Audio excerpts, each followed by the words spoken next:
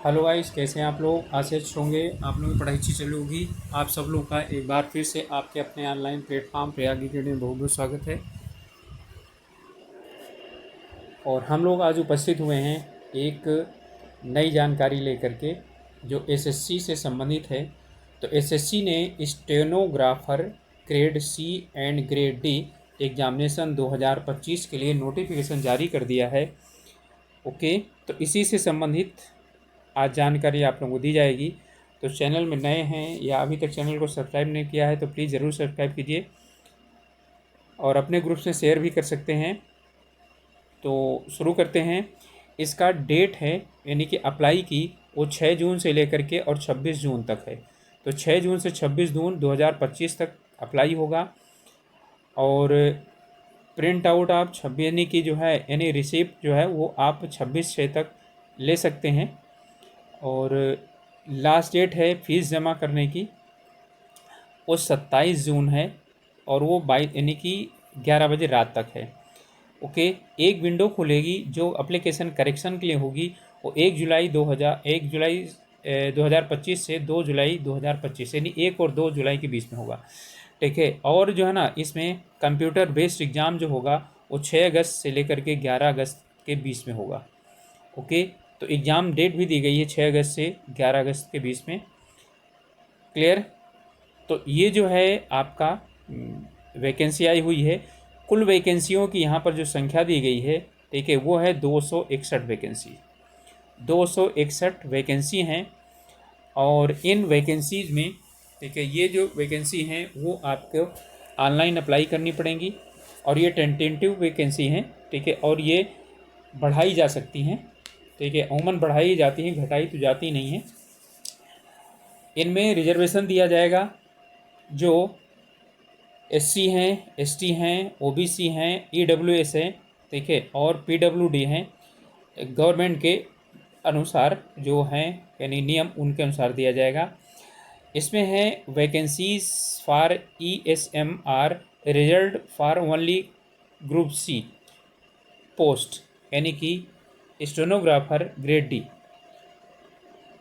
The post of stenographer C and D included this notice of the examination have been identified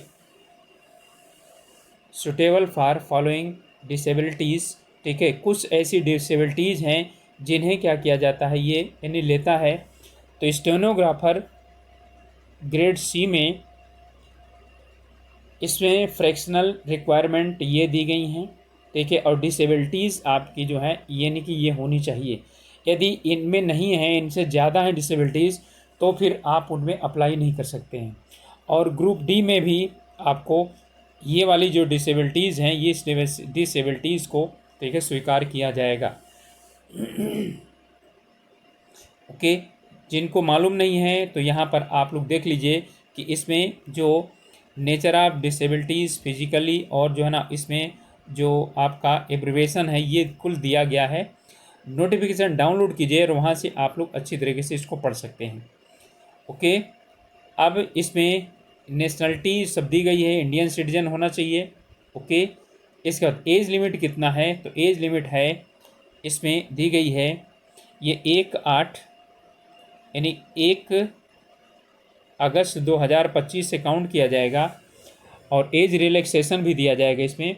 तो group C के लिए 18 से 30 वर्ष तक है और ग्रुप डी के लिए 18 से लेकर के 27 तक है। इसका मतलब है कि जिनकी उम्र 2 अगस्त 1995 से 1 अगस्त 2007 तक होगी, वो ग्रुप सी के लिए अप्लाई कर सकते हैं। और ग्रुप डी के लिए 2 अगस्त 1998 से लेकर के और 1 अगस्त 2007 तक जिनकी होगी वो अप्लाई कर सकते हैं। ओके, एज छूट दी गई है एससी एसटी के लिए 5 साल, ओबीसी के लिए 3 साल, और अनरिजर्व पीडब्ल्यूडी के लिए है 10 साल, और ओबीसी के लिए पीडब्ल्यूडी का 13 साल, एससी एसटी का 15 साल। ओके, एक्स सर्विसमैन के लिए 3 साल अतिरिक्त दी गई है। और जो यानी कि डिफेंस पर्सन है और वो डिसेबल्ड हुए हैं इंडिया में 3 साल के लिए, और जो बाहर के लिए हुए हैं एससी एसटी के हैं, ठीक है, उनके लिए 8 साल छूट दी गई है। इसके बाद permissible relaxation in upper age of group C post के लिए सेंट्रल गवर्नमेंट के जो सिविलियन हैं एम्प्लॉइज़ जो 3 साल तक सेवा कर चुके हैं वो 40 साल तक अप्लाई कर सकते हैं। सेंट्रल गवर्नमेंट सिविलियन एम्प्लॉइज़ जो हैं वो 45 साल तक कर सकते हैं जो SC/ST हैं। जो और जो है ना जो विडोवर हैं महिलाएं सामान्य कैटेगरी की वो 35 साल तक उनकी एज है, और जो SC/ST की हैं उनकी 40 साल तक उम्र दी गई है। ओके, और डेट ऑफ बर्थ इंटरमीडिएट के आधार पर यानी कि काउंटिंग की जाएगी। इसके बाद इसमें कई चीज़ें और दी गई हैं जो दिया गया है कि आपका एक सर्विसमैन क्या होगा, सर्टिफिकेट किस तरह से किस फॉर्मेट में बनाने हैं, ये सभी इसी के अंतर्गत आ जाता है। ओके, चलिए इसके बाद है आपका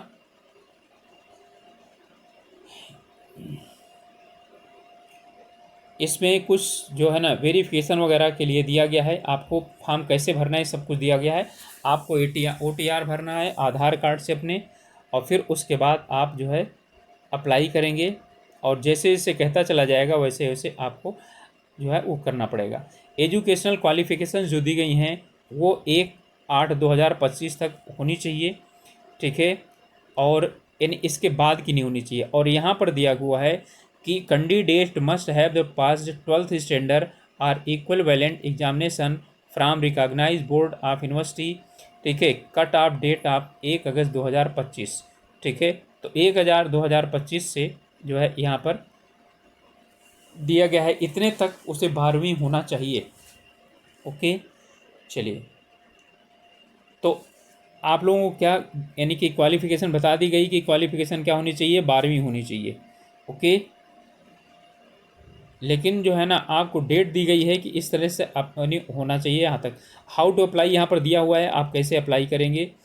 ओके, फिर इसके बाद आपका आता है फ़ीस, ठीक है। तो फीस कितनी है, 100 रुपये की, ठीक है। 100 रुपये जमा होगी, लेकिन ध्यान रखिएगा ये सिर्फ और सिर्फ किसको जमा करना पड़ेगा, ये लड़कों को जमा करने का पड़ेगा, और वो जो जनरल में हैं और OBC में है, ठीक है, इनको ही जमा करना। EWS के हैं उनको भी जमा करना पड़ेगा। लड़कियां किसी भी कैटेगरी के हैं, चाहे वो SC/ST वोमेन यानी कि OBC किसी की भी हो, उन्हें फीस नहीं जमा करना है। SC/ST के कैंडिडेट को नहीं जमा करना, और जो है ना यानी कि PWD कैंडिडेट को नहीं जमा करना। एक सर्विसमैन को किसी तरह की कोई फीस नहीं जमा करनी। कहने मतलब है कि ये आपकी विंडो खुलेगी ही नहीं, ठीक है। जैसे आप उसमें सेलेक्ट करेंगे वोमेन, तो वहाँ पर यानी कि विंडो खुलेगी नहीं। फीस आप किसी भी तरह से जमा कर सकते हैं। ओके, यानी कि ऑनलाइन जमा होगी, और एप्लीकेशन में करेक्शन होगा। करेक्शन के लिए दिया गया है कहाँ कहाँ आपका ये चीज़, ये आपको दिया गया है कौन से ये आपके रीजन है और किस रीजन में आप यहाँ पर अप्लाई कर सकते हैं, ठीक है। और वहाँ पर सेंटर क्या क्या दिया हुआ है। ओके, चलिए इसके बाद हमारा नेक्स्ट है शेड्यूल्ड ऑफ एग्जामिनेशन, ठीक है। इसमें एग्जामिनेशन में कुल 100 प्रश्न होंगे, 100 नंबर के होंगे, 2 घंटे में करना होगा, यानी कि 120 आपको मिनट दिए जाएंगे। ओके, तो यहाँ पर है आपका जनरल इंटेलिजेंस यानी रीजनिंग है 50 क्वेश्चन 50 नंबर के, जनरल अवेयरनेस 50 क्वेश्चन 50 नंबर के, ठीक है। और इंग्लिश लैंग्वेज 100 क्वेश्चन 100 नंबर के। सॉरी, ये गलत मैं बता दिया था आपको, 200 क्वेश्चन हैं, 200 क्वेश्चन हैं 200 नंबर के, ठीक है, और 2 घंटे के होंगे। ओके, तो ये जो है आपके 50 रीजनिंग के, 50 आपके जनरल अवेयरनेस के, 100 जो है ना वो इंग्लिश के होंगे। ओके, और सब MCQ होंगे। क्लियर। इसके बाद आपका जो सिलेबस है वो ये दिया गया है। रीजनिंग के लिए आपका सिलेबस ये दिया गया है। ओके, इस वक्त जनरल अवेयरनेस की आपका सिलेबस ये दिया हुआ है, और इसमें जो इंग्लिश लैंग्वेज है, ठीक है, वो कम्प्रीहेंशन, इसके लिए भी सिलेबस आपका यहाँ पर दिया गया है। इसके बाद आएगा स्किल टेस्ट स्टेनोग्राफर का। ओके, इसे अच्छी तरह से आप लोग समझ लीजिए इसमें क्या क्या यानी कि कह रहा है। इसमें है candidate who are short listed for the computer based यानी CBT के द्वारा यानी जो ऊपर वाले एग्ज़ाम होंगे उसमें जो सेलेक्ट होंगे उन्हें स्किल टेस्ट स्टेनोग्राफी के लिए बुलाया जाएगा। और कैंडिडेट के लिए, ठीक है, यहाँ पर है गिवन 1 डिक्टेशन 10 मिनट का, 10 मिनट का डिक्टेशन दिया जाएगा इंग्लिश में या तो हिंदी में दिया जाएगा, जो आप उसमें यानी कि एप्लीकेशन फॉर्म में स्वीकार करेंगे। और फिर उसके बाद आपकी at the speed of 100 words per minute, 100 word per minute की स्पीड से आपको क्या करना पड़ेगा, ठीक है, ये for grade C and 80 word per minute for grade D, ठीक है। तो ग्रेड डी के लिए 80 शब्द और सी के लिए आपको 100 शब्द प्रति मिनट होने चाहिए। और इसमें दिया हुआ है the matter will have to be transcribed on the computer and transcription time is follow up. अब यहाँ पर दिया गया है कंप्यूटर में सब कुछ करना पड़ेगा, ओके। तो यहाँ पर आपको दिया है कि आपको इसको स्टेनोग्राफर डी के लिए इंग्लिश में आपको 50 मिनट दिए जाएंगे, जिनमें आपको time of duration in minute the candidate eligible for, okay, जो है ना उनके लिए जो वो हैं यानी कि फिजिकल हैंडीकेप्ट हैं, उनके लिए फिजिकल हैंडीकेप्ट जो क्या बोलते हैं आई से फिजिकल हैंडीकेप्ट हैं, उनके लिए 70 मिनट होगा। हिंदी का भी यानी हिंदी के 65 यानी कि मिनट ड्यूरेशन दिया जाएगा। स्टेनोग्राफर डी के लिए 40 मिनट दिया जाएगा इंग्लिश का, ओके। और जो है हिंदी के लिए 55 मिनट दिया जाएगा, ओके। तो सी और डी के लिए आपका टाइम ड्यूरेशन अलग अलग दिया गया है। जो आप टेस्ट लेंगे हिंदी में यदि आपने लिया है तो required to learn the English stenography और वाइस वर्सा। यदि आप हिंदी का सिलेक्ट करते हैं तो आपको इंग्लिश का सीखना पड़ेगा, और यदि इंग्लिश सेलेक्ट करते हैं, यदि इंग्लिश आती है तो हिंदी आपको सीखनी पड़ेगी। कुल मिलाकर के हिंदी और इंग्लिश दोनों ही स्टेनोग्राफी आनी चाहिए आपको कुल मिलाकर के, ओके। तो skill test will held at the commission's regional office or at the other centres, यानी कि ये रीजनल ऑफिस में यानी होंगे या तो दूसरे सेंटरों में होंगे, ठीक है। और ये बाद में इसके लिए दिया जाएगा। और एग्जामिनेशन में जो है यानी कि आप कैसे कैसे किस तरह से यानी एंटर करेंगे, ये सभी चीज़ें आप लोगों को यानी कि इसमें बताई गई हैं। आप लोगों के पास कोई भी एक आईडी होनी चाहिए, Aadhaar card, voter ID, driving licence, PAN card, passport या आईडी जो स्कूल या कॉलेज के द्वारा इशू की गई है, एम्प्लॉयमेंट आई कार्ड, एक सर्विसमैन या कोई और वैलिड आईडी जो सरकार के द्वारा दी गई हो, ओके, जिसमें फ़ोटो लगी हो। और इसमें है बाद में डॉक्यूमेंट्स वेरिफिकेशन होगा। ये सभी चीज़ें आपको दी गई हैं। इसमें आपको पोस्ट प्रेफरेंस दिया जाएगा। जब आप क्या करेंगे, फॉर्म भरेंगे तब भी भरना पड़ेगा, और जो है उसके बाद जब आपका यानी कि स्किल टेस्ट आएगा तभी आपको प्रेफरेंस देना पड़ेगा, ओके।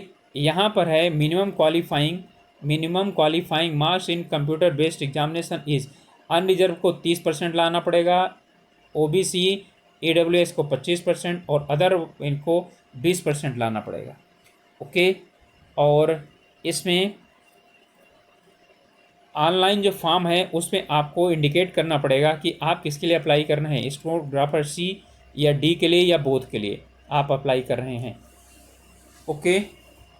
तो इसमें आपको फाइनल जो मार्क्स होंगे आपके, ठीक है, और फाइनल जो अलॉटमेंट होगा वो मेरिट बेस पर होगा, ओके। और जिन उसमें आपने भरा होगा उसी के आधार पर आपको उन जगहों पर उन्हीं कार्यालयों में आपको दिया जा सकता है, ठीक है। प्रेफरेंस शुरुआत से दिया जाएगा, ओके। चलिए अब इसमें और कोई ख़ास चीज़ें नहीं रह गई हैं, क्लियर। तो इसमें आपको